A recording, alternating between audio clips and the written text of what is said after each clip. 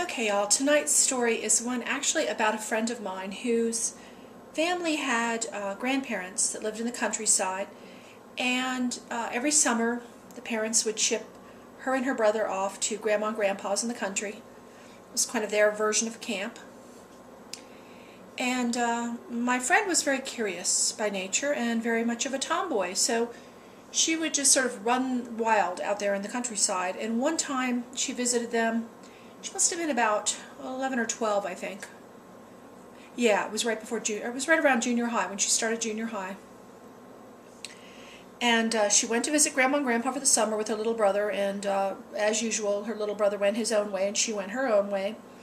And she wandered around an area she hadn't been at before. It was, she normally followed the roadway, and wherever that sort of led to other, country houses. This time she went more toward the woods, and she followed this old dirt road. And the dirt road ended with a tiny little one-story, pale, faded yellow clapboard house. And she was kind of curious because there was nobody parked there.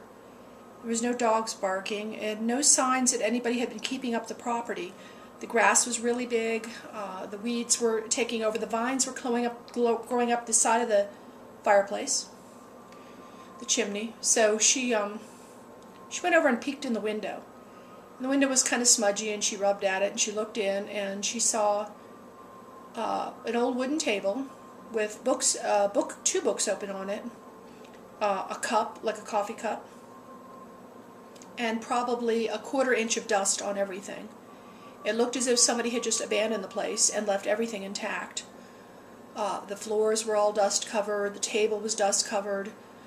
The back, it looks like maybe a glass pane had broken out of the window, and leaves had come into the room, and they had kind of congregated on the floor.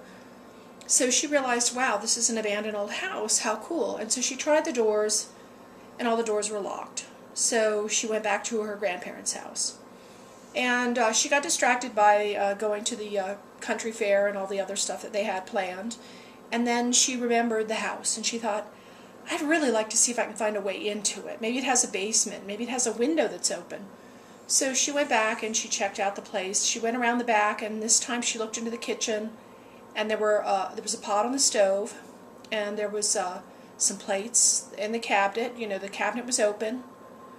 It looked like the place had just literally, somebody had just gotten up and left right in the middle of working. There was a knife on the counter, and once again there was dust everywhere, and it looked like rats had been living on the counter there. Some of the packaging, there was like plastic wrap over top of some kind of food that had rotted, and it had been opened up, and the parts of it had been thrown all around the counter. So she realized, wow, this place is really cool. I could play house in here all summer, and there's books and there's furniture, and I could just pretend and, like it's my own place. And she went around and tried all the windows, and all the windows were locked. And really frustrated, she went back, and the rainstorm started, and then it rained for several days, and she didn't get back there. And then her grandfather ended up in the hospital. So after a whole lot of distractions, she did not get back to the house. But right before she left, she was in the kitchen with her grandmother. Her grandmother was cleaning some green beans and getting ready for a meal. And she asked her grandma about this house. She said, who owns that house?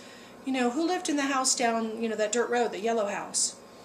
And her grandmother sort of frowned and thought about it. And she said, oh, that's Mabel and Joseph's place. Well, Joseph died, and Mabel, was his widow. And so, my friend goes, well, when did Mabel die? And her grandmother said, Mabel didn't die. She's still living there. And my friend was thinking, how in the world could she live there in those conditions? And the grandmother pointed to a basket, and she said, I picked all these green beans for Mabel. I was going to take them down to her place. You want to take them to her? And my friend said, okay. She didn't really believe there was a Mabel down there, but she took the big basket of green beans, and then she went down to the house. And as she was walking up to the house, she noticed that it didn't look quite the same. The yellow paint was brighter. The windows were shining. There was a car parked out back. And she thought, somebody must be coming and going, because there's no way somebody's been living here the whole time. So she just went up on the front porch and knocked on the door. And this elderly woman came shuffling up to the door and opened it. And my friend didn't really quite know what to say. She sort of stuffed the basket in the woman's hands and said, "My grandma sent this."